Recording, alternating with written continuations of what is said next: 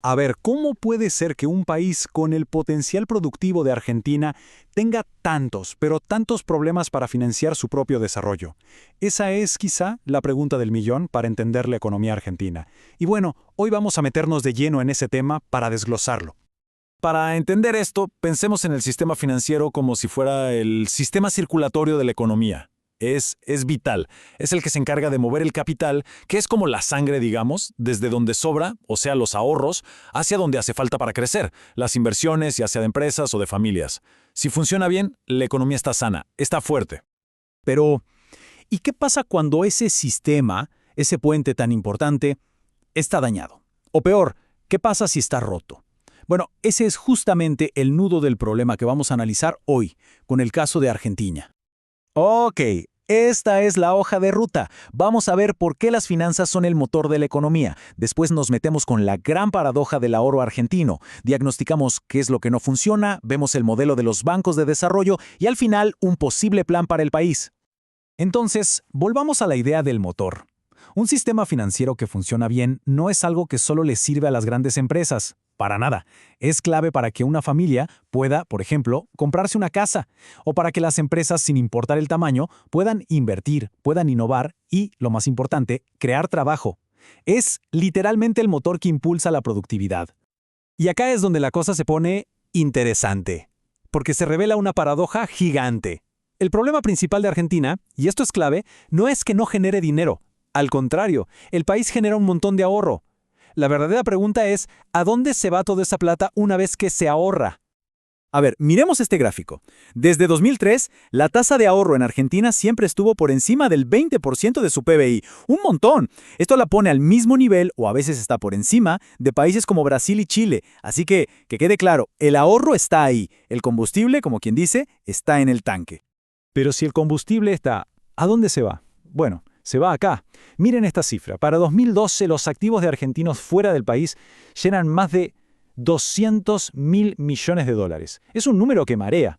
Y no es solo un número, es el reflejo clarísimo de una falta de confianza total y constante en la economía local. La plata simplemente se escapa. Y esto lo deja todo clarísimo. Por un lado, una tasa de ahorro buenísima, que muchos países querrían tener. Y por el otro, una fuga de capitales que no para. Una hemorragia. Toda esa plata que debería estar acá, financiando empresas, rutas, tecnología, bueno, se va. Termina en cuentas afuera o en inversiones en otros lugares. Ok, entonces si el ahorro se va del país, es una señal de alerta gigante. Significa que el sistema financiero local no está haciendo su trabajo. No solo no puede retener la plata, sino que mucho menos puede hacer que se invierta de forma productiva.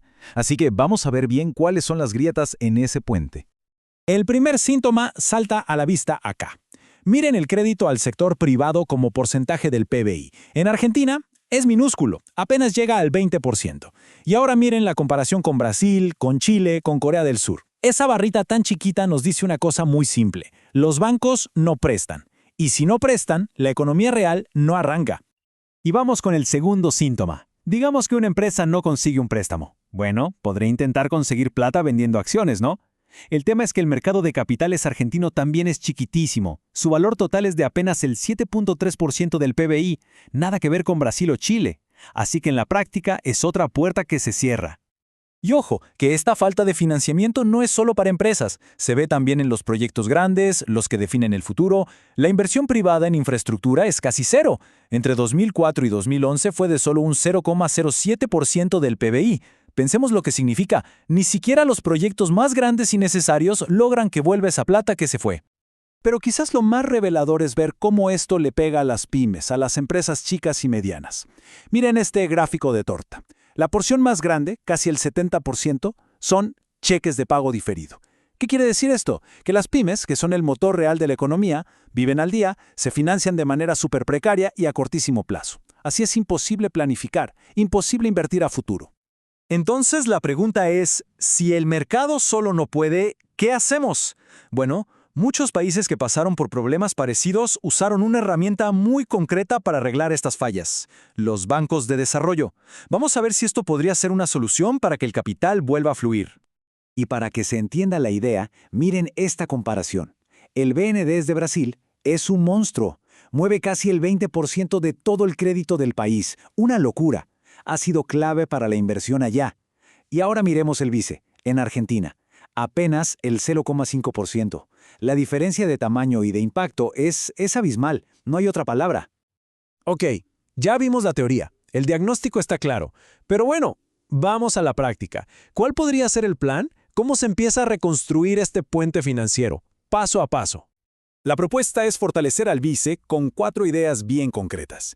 Primero, que la plata se concentre donde más hace falta, o sea, en infraestructura. Segundo, crear herramientas para las pymes, como el leasing o las garantías, para que puedan respirar.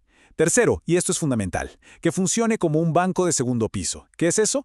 Que le preste plata a los otros bancos para que ellos, a su vez, le presten más a la gente y a las empresas. Y cuarto, obvio, tiene que ser sostenible por sí mismo, que no sea un parche. Pero, y este es el pero más importante de todos, un banco de desarrollo, por más poderoso que sea, no hace milagros, no es una varita mágica, no puede funcionar solo. Si no hay una base macroeconómica sólida, con inflación baja y estable, menos riesgo país, reglas de juego claras, todo esto no sirve de nada. Al final del día, todo se reduce a una palabra, confianza. Sin eso, no hay cimientos. Y este ejemplo es perfecto para entender qué es en la vida real el famoso riesgo país. Miren, son 2 empresas del mismo grupo, ambas del acero. Tenaris, que opera en todo el mundo, vale cada vez más. Siderar, que depende totalmente de Argentina, tiene una valuación mucho más baja y que sube y baja todo el tiempo. Es simple, el mercado te castiga por la incertidumbre. Y esta frase, la verdad, lo resume todo. La confianza se tarda años en construirla, pero se puede perder en un segundo. Y después de tantas décadas de inestabilidad, de crisis, de reglas que cambian, volver a construirla, bueno, es un trabajo de hormiga, lento, cuidadoso y sin atajos. Y con esto cerramos, dejando una pregunta en el aire. Si pensamos en esos 200.000 millones de dólares que están afuera y en toda la plata que se ahorra adentro del país, ¿alguien se imagina el potencial de crecimiento que se podría liberar? ¿Qué pasaría si Argentina finalmente lograra construir ese puente financiero, un puente sólido y más que nada confiable?